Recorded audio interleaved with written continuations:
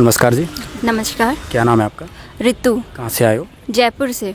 अच्छा मैम, एक चीज़ बताइए, जैसा कि यहाँ पे देखा जा रहा है हर पार्क में संत रामपाल जी के फॉलोअर्स आज बैठे हुए हैं, तो आप लोग यहाँ पे क्यों आते हो? हम यहाँ पे तारीख होती है संत रामपाल जी महाराज जी की, तो उस तारीख पे आते हैं। संत रामपाल जी तो जेल में हैं, उनको सज़ा भी हो गई, फिर आप लोगों के आने का यहाँ पे क्या मकसद है, क्या फ़ायदा है? एक्चुअली जो आध्यात्मिकता में बिलीव करते हैं तो वो लोग समझ सकते हैं कि जब आप अपने गुरु के पास जाते हैं तो अश्वमेघ यज्ञ के समान पुण्य मिलता है।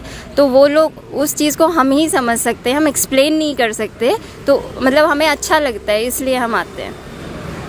क्या आपको लगता है कि जो संत रामपाल जी जेल में हैं और आप फिर भी उनके पीछे लगे हुए, तो क्या आप सही कर रहे हो? बिल्कुल, क्योंकि आज के टाइम में कोई भी इंसान ऐसा नहीं है जो बिना किसी लाभ और फ़ायदे के कुछ भी काम करेगा। तो हमें यहाँ पे बहुत बेनिफिट मिल रहे हैं, इसलिए हम आते हैं। क्या एजुकेशन है आपकी? मैं डॉक्टर हूँ। किस फील्ड के डॉक्टर हैं? मैं होम्योपैथिक डॉक्टर हूँ। मैम, आप एक डॉक्टर हैं, पढ़े लिखे हैं, क्या आपको लगता है कि किसी संत की शरण में जाने से, नाम दीक्षा लेने से ये सब रोग फ़ायदा होता है, ठीक होता है? क्या इन चीज़ों पर बिलीव करते हैं? आप ध्यान से अगर कोई सोचे चीज़ों को, तो जो डॉक्टर, जब हम हॉस्पिटल भी जाते हैं तो डॉक्टर लास्ट एक चीज़ ही बोलते हैं कि भगवान पे भरोसा रखो। ठीक है, तो डॉक्टर से ऊपर भगवान है, उस चीज़ में बिलीव, मतलब हमारी जो वेद है, हमारी जो बुक्स हैं, वो चीज़ भी ये बोलती हैं कि ठीक है, वो एक पॉजिटिव एनर्जी आती है, उसकी वजह से होता है। और मैं इस चीज़ में, क्योंकि मैंने पर्सनली इस चीज़ को एक्सपीरियंस किया है, मैं इसलिए मानती हूँ कि हाँ, भगवान भी हैं और वो हमें हेल्प करते हैं। आपको क्या हेल्प हुई संत रामपाल जी की तरफ से? जैसे लोगों के काफ़ी इंटरव्यू लिए हैं, किसी का कैंसर ठीक होता है, किसी को कुछ, मतलब हर एक प्रकार का लाभ मिलता है, ऐसा बताते हैं। तो ऐसा कोई आपको लाभ हुआ है? आप एक डॉक्टर हैं, उस चीज़ में आपने देखा हो।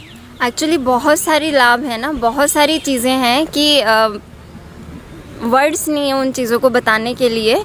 मेरी खुद की तबीयत ठीक नहीं रहती थी, लाइक रिपोर्ट्स में कुछ नहीं आता था, लेकिन बहुत लिथार्जिक रहना, मेडिकेशंस ले ली, ठीक है, सब कुछ, आयुर्वेदा, होम्योपैथी, एलोपैथिक सब कर लिया, सारी चीज़ें रहीं, तब भी कोई बेनिफिट नहीं हुआ। और जैसे ही संत रामपाल जी महाराज के आश्रम में हम गए पहली बार, और पता भी नहीं था कि ये कोई संत हैं या कुछ ऐसे हैं, और इनसे सिर्फ नाम लेते ही, आशीर्वाद लेते ही, उस दिन के बाद से आज तक मैंने किसी चीज़ की कोई टैबलेट नहीं ली है। मैम, एक चीज़ बताइए, दूसरा लोग ये कहते हैं कि भाई संत रामपाल जी के जो फॉलोअर्स हैं वो अनपढ़ हैं, इसलिए संत रामपाल जी के पीछे लगे हुए हैं, तो इस बात में क्या कितना लॉजिक है? मुझे तो ये बिल्कुल भी लॉजिकल नहीं लगता है, क्योंकि बहुत सारे लोग हैं, ये सीएस हैं, ठीक है, कोई डॉक्टर है, सीएस है, लॉयर है, बहुत सारे लोग हैं जिसको जैसे समझ आ जाती है तो वो उसी हिसाब से आता है। ये मतलब मिथ है, लोगों को ऐसे सिर्फ वहम है, क्योंकि लोग बाहर निकल के देखते नहीं है। एक मेंटेलिटी हो गई है कि जो अनपढ़ गंवार होते हैं, जिन्हें किसी चीज़ की समझ नहीं होती, वो ही इनके चक्कर में पड़ते हैं। बल्कि संत रामपाल जी महाराज तो प्रूफ के साथ, मतलब सारी जो स्पिरिचुअल नॉलेज है वो सब कुछ हमें विद प्रूफ्स दे रहे हैं।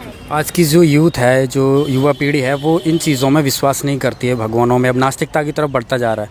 तो आप क्या मैसेज देना चाहेंगे ऐसे लोगों के लिए जो संत रामपाल जी को, मतलब एक बाबा की कैटेगरी में उन्होंने लगा रखे हैं कि सारे बाबा एक से होते हैं, काफ़ी सारे बाबा जेल में जा चुके हैं, संत रामपाल जी भी जा चुके हैं, तो उन सब से संत रामपाल जी क्या डिफरेंस है? संत रामपाल जी, मैं सब लोगों से एक ही रिक्वेस्ट करना चाहती हूँ। एक्चुअल में क्या है कि सही संत मिले नहीं, सही डायरेक्शन मिली नहीं, तो लोग यकीन तो करते हैं, यूथ भी बिलीव तो करता है कि भगवान है, लेकिन उन्हें बेनिफिट नहीं मिला, उन्हें सही डायरेक्शन नहीं मिली, जिसकी वजह से फिर वो एट द एंड इस चीज़ को यूँ कर देते हैं कि भगवान कुछ नहीं होता। तो उनसे यही रिक्वेस्ट है कि एक बार अपने 24 घंटे में से थोड़ा सा टाइम निकाल के इनका सत्संग सुने, बुक्स पढ़ें, और उसके बाद फिर सही और गलत क्या है उस चीज़ का निष्कर्ष निकालें। जी। तो मैम, एक चीज़ और बताइए, संत रामपाल जी का समाज सुधार में क्या योगदान है? संत रामपाल जी महाराज का समाज सुधार में बहुत ही ज़्यादा योगदान हो रहा है। जैसे कि वो डॉवरी फ्री मैरिजेस करवा रहे हैं, जिसके लिए हमारी सरकार इतनी मेहनत कर रही है, और दहेज के पीछे इतनी लड़कियां ख़त्म हो रही है। दहेज मेन कॉज है जिसकी वजह से चाइल्ड फिटिसाइड मतलब कन्या भ्रूण हत्या होती है, और लड़कियों को बोझ समझा जाता है। संत रामपाल जी महाराज के जितने भी शिष्य हैं वो ना तो दहेज लेते हैं ना देते हैं, ठीक है, और नशा मुक्त भारत या पूरा वर्ल्ड को ही वो नारकोटिक फ्री कर रहे हैं, क्योंकि उनके भक्त ये ऑटोमेटिक होता है, जैसे ही उनसे नाम दीक्षा ली जाती है सारी चीज़ें ख़त्म हो जाती हैं।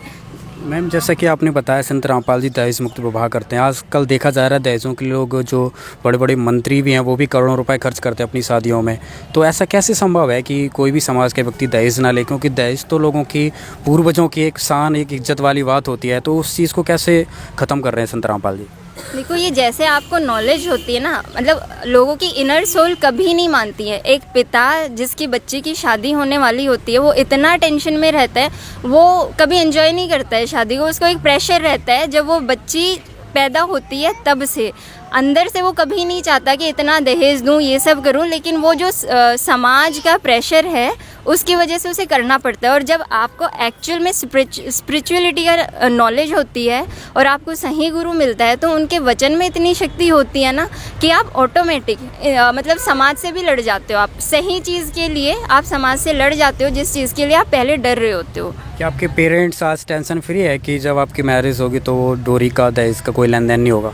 बिल्कुल, मतलब एक पैसा भी ना लिया जाएगा ना दिया जाएगा। बहुत बहुत धन्यवाद। Thank you.